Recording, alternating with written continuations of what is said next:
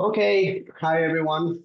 Good morning, good afternoon, or good evening in where you are, your home country, or in the United States. Welcome to Hospitality Academy webinar 2025, where today we are going to be reviewing the latest US policies for applying for entry, re-entry, or change of status, and the job interviews that we job opportunities, sorry, that we will offer for candidates enrolling in our program.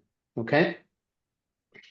Today's agenda, we are going to be speaking about the change of status, premium processing, change of status versus entry re-entry to compare both processes, our procedure, our programs, and job opportunities. My name is Carlos Piñon. I'm Hospitality Academy advisor, and I'm here to give you all of these details, and I will be happy to have a one-on-one meeting with each one of you in case that you are still needing any other information to be shared with you. So let's start talking about what is the change of status. So change of status allows any candidate in the United States that is currently under visas such as, for example, J1, B1, B2, or any other category of visa to change, for example, and this is the visa that we offer for an F1 visa. And this change of status will allow you to remain in the United States while you are waiting in the United States for the approval or denial of this change of status. This change of status will not need any embassy interview, so that means that you will not have to face an immigration officer. Once has been approved, you can work in your field through the CPT or OPT, that is the availability to work while studying and upon graduation of your study program, and will allow you to keep track towards the education and career goals in the United States without interrupting your stay, without needing to go back to your home country. How's the change of status timeline? So firstly, you will have to apply and enroll yourself in an academic program.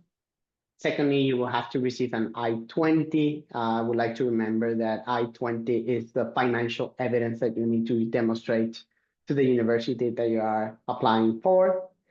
You will have to pay the service fee. And finally, you will have to file your change of status application. Typically, this timeline could be taking you between 6 and 8 weeks, and also could take around 4 to 12 weeks in total, the change of status process. Fifth, you could stay in the United States without needing to go back to your home country while you are waiting for your approval.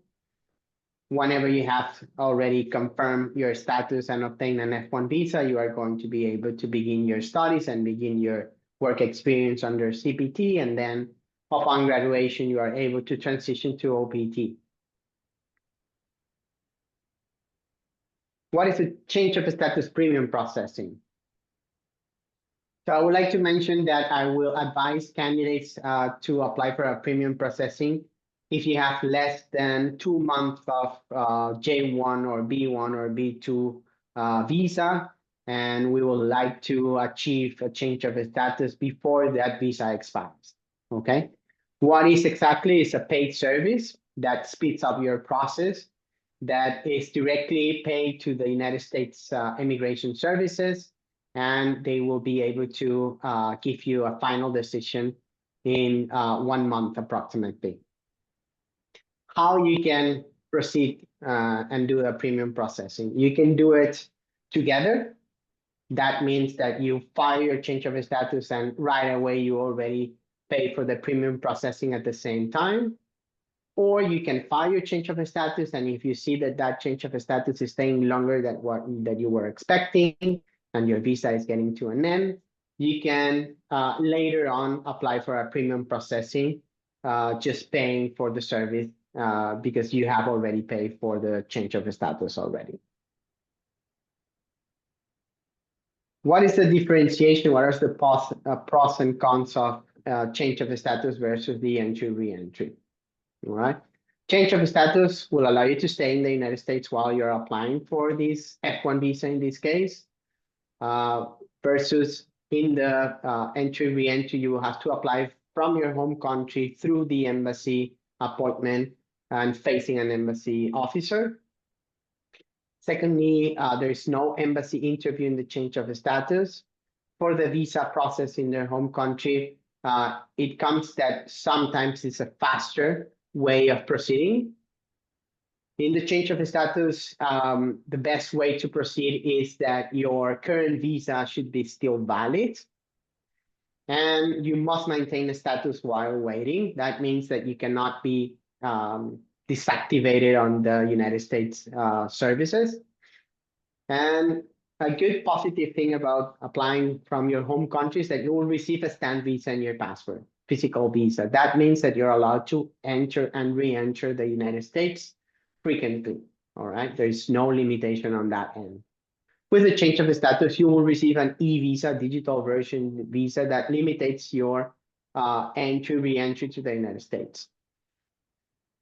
I would like to mention that Hospitality Academy will guide you through the processes, will basically help you throughout the process, clearing all your doubts, collecting with you all the necessary documents, and preparing you for those cases that you will be applying from the Embassy of the United States in your home country. We will mock you. We will prepare you for that embassy appointment. We have a good amount of questions that normally embassy officers would like to ask. And of course, we also have the answers to proceed with this type of interviews that you might be having throughout your process. Who can apply? Who can apply? Sorry, for an F1 visa. So, in order to apply for an F1 visa, you need to be fully admitted and accepted in a school, in a university, in a college that is approved and authorized by the United States government. You should be having financial evidence I-20 that is demonstrating partial tuition and partial living expenses. You will have to have the intent to return after your studies to your home country, that is called home type documents, and maintain your student status during the program. Let's talk about our procedure, our admission process. Well, firstly, you will have to fill out an application form, attach all the necessary documents. Secondly, you will have to pay the registration fee that allows you to enter to our process. Thirdly, you will have an admissions interview where you are going to have the admissions department taking care of you, and you're going to go through the motivation of you starting this study program, and of course, reviewing all your profile and documents before you proceed. Fourthly, you will have to collect more documentation that is required by the universities we work with, such as the motivation letter, financial evidence, recommendation letter, etc. You will finally enroll in the university and you will receive an acceptance letter. Upon the acceptance letter, you will also receive an I-20 form, and then upon the I-20 form, you will have to submit an initial payment, first installment that is in between the 3,000 and the 5,000 USD. You will start the process. You will finally get a visa approved, and then finally we will do the CPT process of hiring you and placing you in one of the properties we work with. And the last stage will be you starting to study and work at the same time in the United States. Let's talk about our programs. We offer two programs, a postgraduate level program, Master of Business and Administration with a certification in Hospitality Management, and a Bachelor in Business and Administration with a Hospitality Management certification that is an undergraduate level. Let's go through the specs and let's see what are the requirements to attend to one of these programs. Firstly, let's start with the Master of Business and Administration. It requires you attendance to class 1 or 4 days per academic term. It varies depending on the location that you select. Then, in order to be admitted in this program, you will have to show and attach the bachelor degree recognized by the United States authorities. coming from your home country, so diploma and transcripts. You will have to have a GPA greater than 2.0, and you will have to prove your level of English. Universities in the United States might allow you to show your proof of level of English using Duolingo English Test, IELTS, TOEFL, or you can also show your proof of level of English using MOI letters, medium of instruction letters, for those who have already completed their undergraduate level on English language. The duration of the program is up to 2 years and allows you to work from day one of classes under CPT, curricular practical training, and will allow you to continue working upon graduation under the OPT for 1 more year.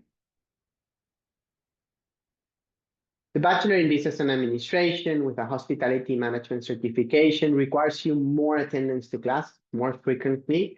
You have to attend once per week to on-campus classes. You will have to submit your high school diploma, high school transcripts. You will have to have and demonstrate a GPA greater than 3.0, and you will have to show and demonstrate a proof of level of English. Once again, the duration of the program is minimum 3.5 years. I would say up to 4 years, more or less, approximately. And here the CPT will start upon the first academic year. That means that the first 8 months of the program, you are not allowed to work. And then upon graduation, you are able to extend your stay for 1 more year only for working purposes under OPT as well. What are the benefits of studying the program with us? Work while studying. Secondly, having the possibility of working under CPT and OPT that will provide you paid practical experience. Structured career guidance and CV support. So we will be helping you throughout the recruitment process and secure a job offer for you in the United States in the hospitality industry. As I was mentioning before, we will mock you for the visa interview. So we will prepare you for that moment, going through the most common questions that the embassy officer might ask you. We will also collect with you and revise with you all the visa documentation. And then we will be participating in our alumni network for your career growth. Which are our partners in the United States? I would say the most luxury hotel brands, restaurant chains, and Michelin star chefs. We work with the top 500 hotels and restaurant chains in the world. You can see some of the brands we work with: Ritz-Carlton, Four Seasons, JW, Fina, Intercontinental, Hyatt, Fairmont, etc. And I would like to show you some job opportunities that we have currently active in our job portal, such as, for example, the Langenham in Chicago, Illinois. This is an offer for rooms division. It's an opportunity to work between 12 and 24 months, gaining $25 per working hours at stipend. One hotel in New York. This is for culinary department. Also 12 to 24 month opportunity, $24 per working hour approximately. Then we have Nets Club. It's a membership club in Washington, D.C., recently opened, looking for an F&B supervisor, $25 stipend per working hour. Park Hyatt, Washington, D.C., also a food and beverage opportunity, 12 months duration, 24 hours per working, $28 per working hour. And finally, Atelier Cren in San Francisco, Michelin star chef, food and beverage department, 12 to 24 months, starting from $22 per working hour.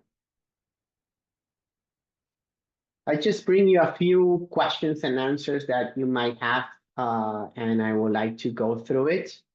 So firstly, a typical question: what if my J1 visa or B1 or B2 expires before approval? As I was mentioning before, if you have already submitted your file of documents to UCIS department and you have already requested a change of status, you can maintain yourself in the United States without needing to go back home. But it's important, and this is something that we recommend, to apply with 6 months in advance prior to your expiration date to avoid this situation. What is the success rate for change of status with Hospitality Academy? Well, we have a great successful rate. 95% of the candidates that have submitted the file for change of status using our services have been approved. Does the change of status approval guarantee a visa stamp later? No. Unfortunately, if you have completed a change of status, as I have mentioned, you will receive an e-visa, digital version visa, that doesn't allow you to leave the country unless you are prepared to request stamp visa whenever you arrive back home in the embassy of the United States in your home country, but doesn't assure you or guarantee that that visa is going to be stamped. So my recommendation here is to avoid this situation and try to stay for the duration of your program of studies in the United States. Can I work off campus while studying? Yes, you can. You can work on campus for the university and off campus for any business, any company out there. So I will invite you and encourage to, in this case, use our services since we have the partnership agreement with more than 500 properties in the US. And finally, can I switch from F1 to a work visa after graduation? Yes. Most likely the visa that comes after the F1 will be the H1B, so work residency visa that is extended for 3 years. What you need is the support of your current employer, and they will have to submit the application on your behalf. H1B visa works as a lottery, so meaning that it doesn't matter that you fulfill all the requirements for an H1B, you will still need to participate in this lottery that at the end is the statistics and nothing is guaranteed. But I will encourage you to have this conversation with your current employer to facilitate this process in the near future. Guys, as a recommendation for all of the ones that have participated in this webinar, I would recommend you to book a call with me and my team using this QR code. You also have our phone numbers, email, and website, and all our social media accounts to reach out to us. But definitely, I would say that the best way of proceeding and knowing more details about these programs is having a one-on-one meeting using this QR code and scheduling a call on your convenience. Right now, I will go through the questions that I feel that we have in the chat. And if anyone else has a question, just feel free to drop it here. Hello, sir. Good evening. I'm Krishna here from India. Hi, Krishna. Nice to meet you. Can we apply for a work visa? Yes, for sure. You can apply for a work visa. You can apply outside of the United States. You can apply inside the United States, as I was mentioning. For a work permit visa, I would recommend you to go through your employer. As I was mentioning, it's important to have the support of your current employer, and the employer needs to submit the application on your behalf. How much total expenses for the visa and the admissions? Okay, great. So visa costs are completely a part of the tuition of the study program. For an F1 visa, you need to count if you are applying from your home country with the DS 160, that is the embassy appointment, that will cost you $185. And then you will have to pay the service fee that it will cost you $350. If you're applying for a change of status, you will have to pay the service fee, once again, $350. And the file of the change of status will cost you $427. Then the tuition or the total program cost will cover the all what is related to our services, the visa assistance and the recruitment assistance, as well as your studies. And varies depending on the location. It could go from 22,000 USD up to 36,000 USD, depending on the program. I would like to mention that we offer payment plans. We also partner with a foundation company that offers the student loans. So I would say there's very much flexibility on this total program cost for you to go through. How much is the total cost for a Master in Business and Administration? As I was mentioning, Sumitra, it depends on the location. It goes from 22,000 USD for the cheapest version and then 36,000 for the most expensive one. Is there any additional interview from the employer for CPT? Yes. So in order to be hired for a property in the United States, The property might need you to go through the regular recruitment process where they are going to be reviewing your updated CV, making sure that you are aligned with the job description, and of course, we'll have an interview with you, a one-on-one interview with you. It depends if this is the HR team taking over or the direct manager taking over the interview.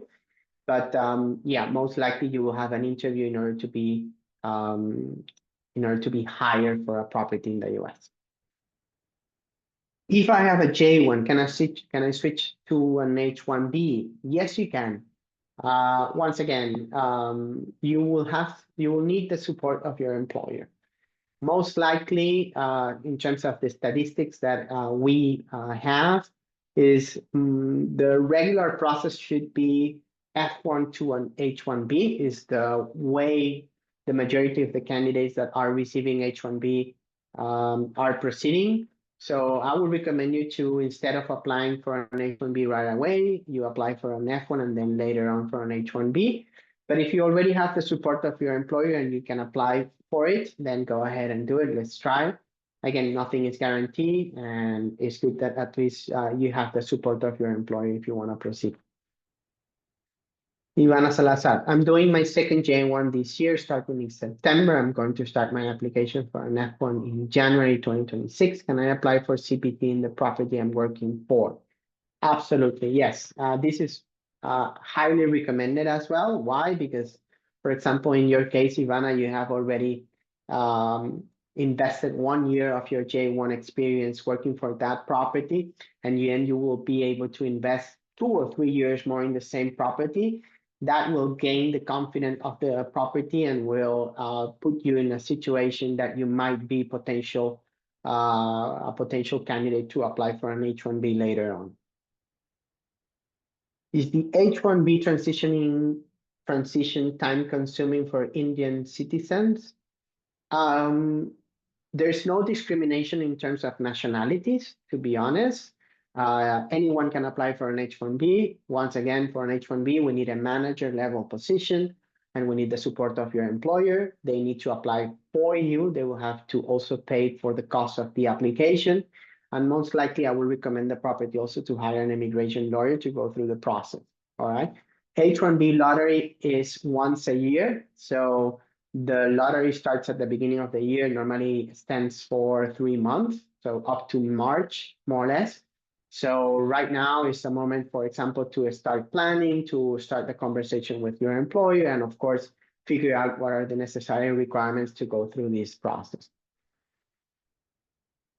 Krishna, have any scholarship opportunities for this course? No, we don't have scholarships. We do have payment plans, and we do partner with a foundation company, as I was mentioning, that offers the student loans. So I will encourage you to use that foundation company if you are financially not ready for the process, and then continue with the payment plan using our services.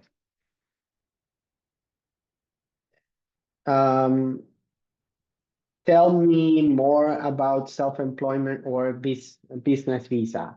So self-employment will be an e-visa, entrepreneur visa, or business visa could be even the e-visa or the O visa.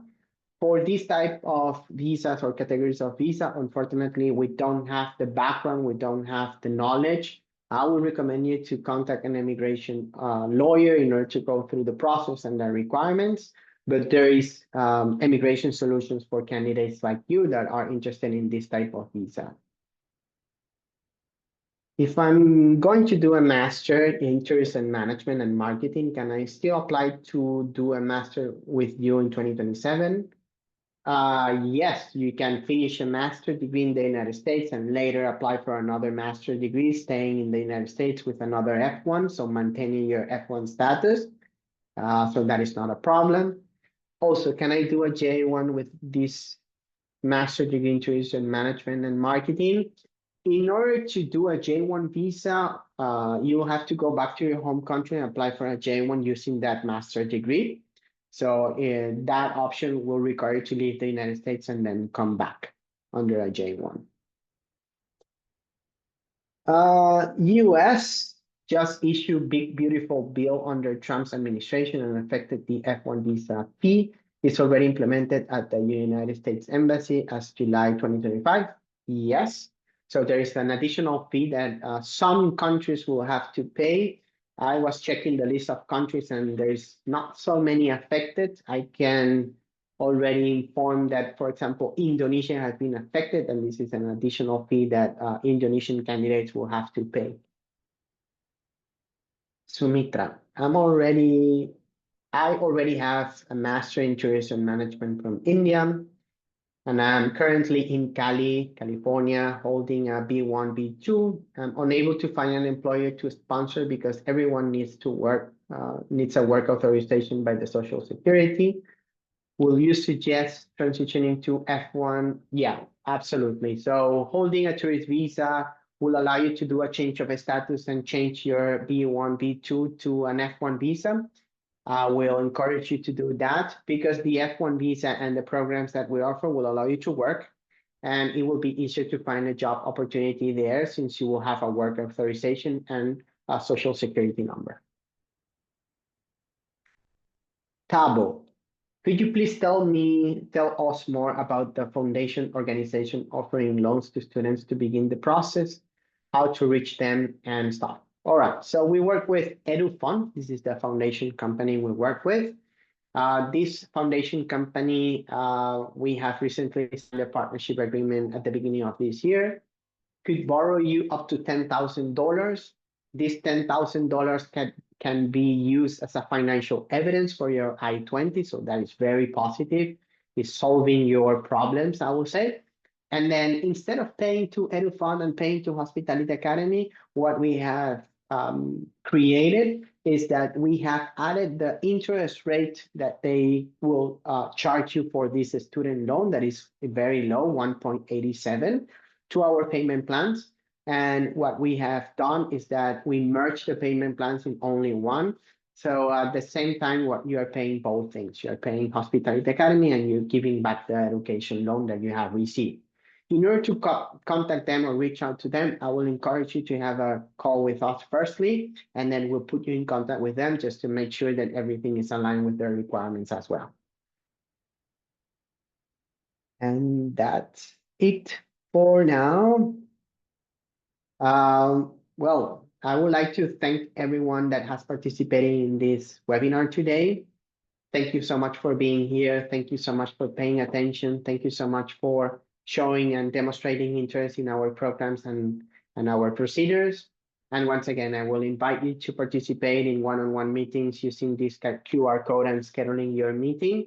And hopefully we can see each other in the future and you can become one of our students. One last question before we finish. Oh, nothing. Okay, so thank you so much. Have a nice rest of the day and see you in the next webinar. Goodbye.